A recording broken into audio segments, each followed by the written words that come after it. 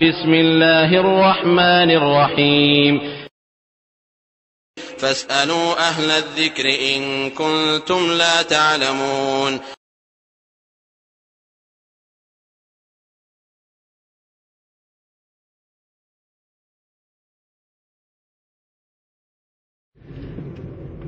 ভাই জানতে চেয়েছেন যে শ্বশুর শাশুড়িকে আব্বা আম্মা বলে সম্বোধন করা শরীয়তের দৃষ্টিকোণ থেকে কতটুকু এর বৈধতা পাওয়া যায়।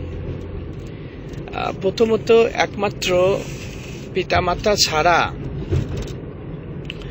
জন্মদাতা পিতামাতা ছাড়া কাউকে সে পুরুষ আমার আসল পিতা আর অন্য মহিলা আমার আসল মা, এই অন্তরে এই আকীদা পোষণ করে ডাকা এটা হচ্ছে হারাম।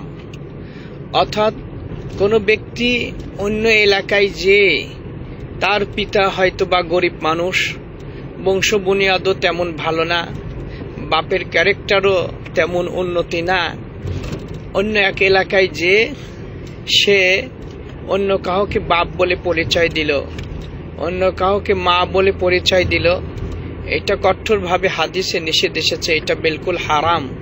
তার উপরে লানত রাসূল আকরাম সাল্লাল্লাহু আলাইহি ওয়াসাল্লামের বাণী থেকে জানা যাচ্ছে। বাকি থাকলো যে যারা হচ্ছে বাপের বয়সে, মায়ের বয়সে, এই বয়স যদি পিতামাতার সমবয়স্ক যদি হয় তাহলে এটা বিল ইহতিরাম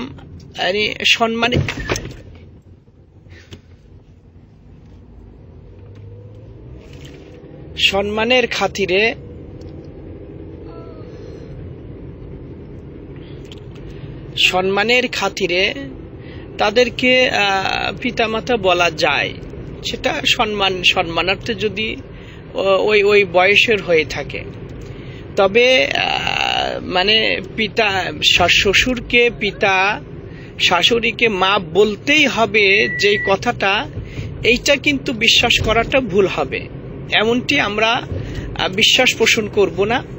জাস্ট ইহতিরামের খাতিরে আমরা এইটা মানে বলতে পারি, এটা কোনো সমস্যা নাই। ইহতিরাম সম্মানার্থে এটা মানে বলা যেতে পারে। তাছাড়া মানে বাধ্যতামূলক বলতেই হবে এমনটি না। যেমন রাসূল আকরাম সাল্লাল্লাহু আলাইহি ওয়াসাল্লাম রাসূল আকরাম সাল্লাল্লাহু আলাইহি ওয়াসাল্লাম তিনি বলেছেন যে আনা ইবনু আব্দুল মুত্তালিব, আমি হচ্ছে আব্দুল মুত্তালিবের সন্তান।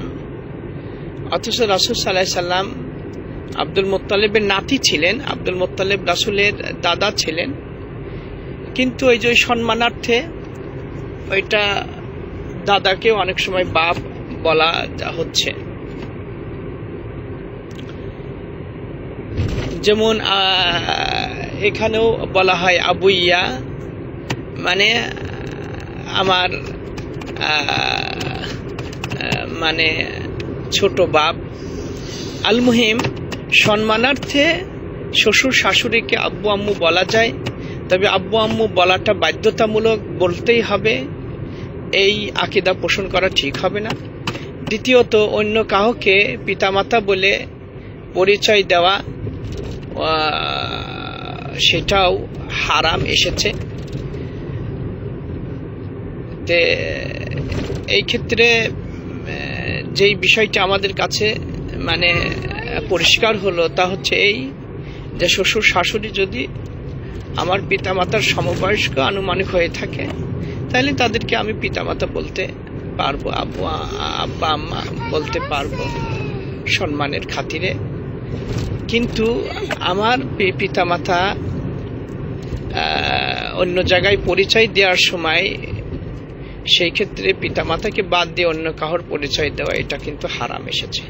আল্লাহু আ'লাম। সাল্লাল্লাহু নবিয়িনা মুহাম্মদ ওয়া আলা আলিহি।